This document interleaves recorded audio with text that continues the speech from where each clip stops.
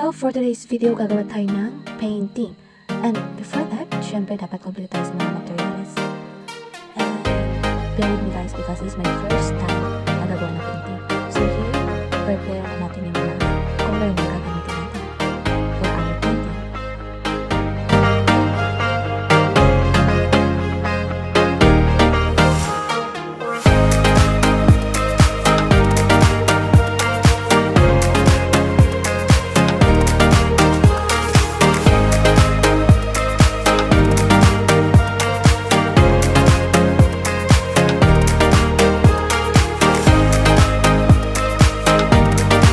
And here, nagsisimula lang ako. Bear with me guys because this is my first time na gagawa ng painting. Hindi talaga ako marunong and I'm not into, art na gagawa ng painting. But I'm trying my best and just, trusting myself na nakakaya ko gawin to. So, this is it.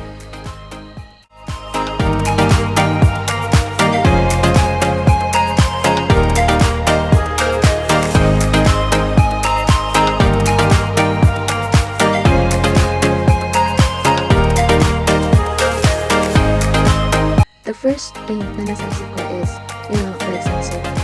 But I changed my mind and ginawa ko siyang dark. So, ito na yung result. Mamaya malalaman yung resulta.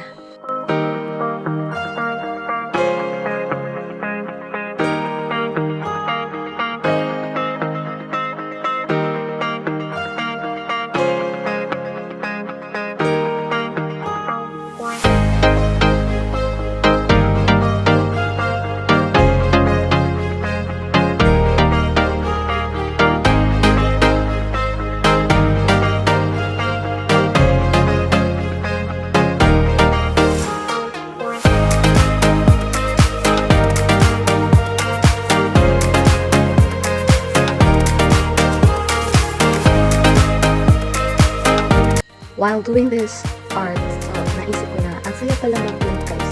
Yung marami kang naisip, imagine yung mga bagay na pwede mo i-drawing. Kasi ito yung labing ng malumuto ko. Kaya yung theme ng art is medyo dark. So ito, ginagawa ko nga siya. Nilalayin ko yung na-fine to it.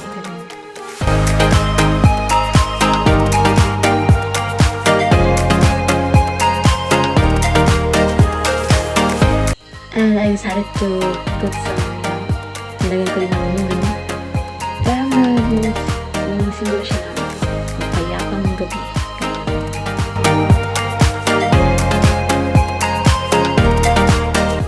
And yeah, this is the result. So malapit na tayo sa inside ng art. And yes, ito na sana yun. Ito na dapat yun. Yan. Pero may naisip na naman ako.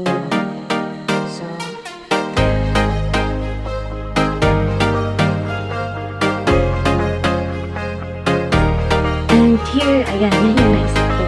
Nilagyan ko ng mga star-star, ganyan, then nilagyan siya ng maliit na kulay. Kasi, hindi ko siya nag-video kanina. Because, mahirap ko.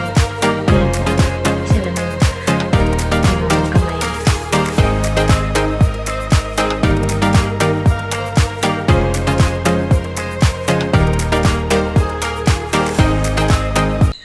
And here naman yung resulta na drawing. So, ayan, ang ganda ng kamay ko. So, okay lang kasi enjoy naman. And sobrang saya ko kasi express ko yung emotions ko through painting. And tama pala yung siya. So, tatanggalin na natin to. Yung nasa gilid. Tatanggalin na natin.